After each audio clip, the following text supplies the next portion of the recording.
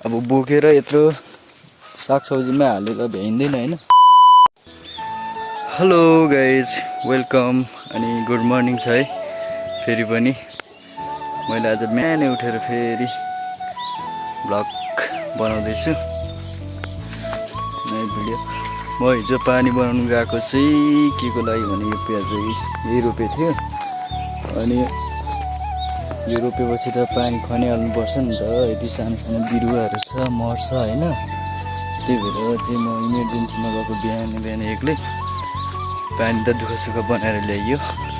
के हालेछ म सबै यहाँ देखाउँछु। यहाँनिर जिरा रोपेको रहेछ पानी नभएर यस्तो भइरहेछ। अनि यहाँ लसुनहरू छ हैन, सागसब्जीहरू।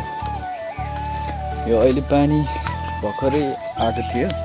म माथि खोल्ने मान्छे छ नि त, खोलेर अनि आउँछ हाल्दै बसेकै पानी फेरि नपुगेर ट्याङ्कीमा पनि अब जम्मा पुरै छैन होला नि त। त्यही भएर यहाँ आलु छ मेरो हैन। कस्तो दामी दामी। अनि यतातिर फेरि सागसब्जीहरू आउँदैछ। सागहरू उम्रिँदैछ यस्तो तरिकाले है। यो सबै कुरा हाल्दैछ नि हाम्रो आमाबाउले। अनि आलु यस्तो हुँदैछ, यहाँ दामी फलाउँदैछ। यस्तै हो। हाम्रो ठाउँमा पानी चाहिँ प्रशस्त भयो भने चाहिँ जे पनि हुन्छ, सागसब्जीदेखि लिएर फलफुल होइन। धेरै फल्छ, गर्नु चाहिँ पर्छ। गरेर लायो भने चाहिँ टन्नै हुन्छ। हाम्रोमा पानीको चाहिँ अलिक अभाव छ नि। यहाँ धाराहरू छ, पँधेरो छ, अनि के गर्नु। अब बोकेर यत्रो सागसब्जीमा हालेर भ्याइँदैन होइन। अरू अन्त्य काम हुन्छ नि त। त्यही भएर ओके गाइस, एकचोटि सरर हेरौँ है।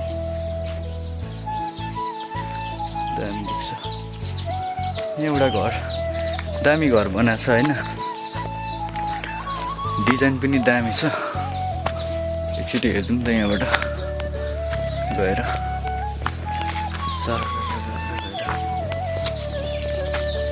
यहाँबाट देखिन्छ टक्क दामी घर।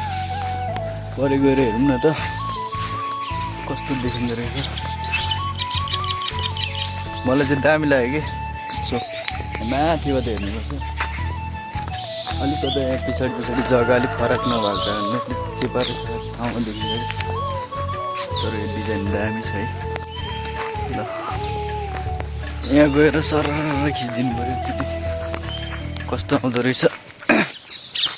ल है, यस्तो दामी लाग्छ मलाई यस्तो खालको डिजाइन होइन। डिजाइन छ। पर चाहिँ मेरो घर छ। सही लाग्यो, सही।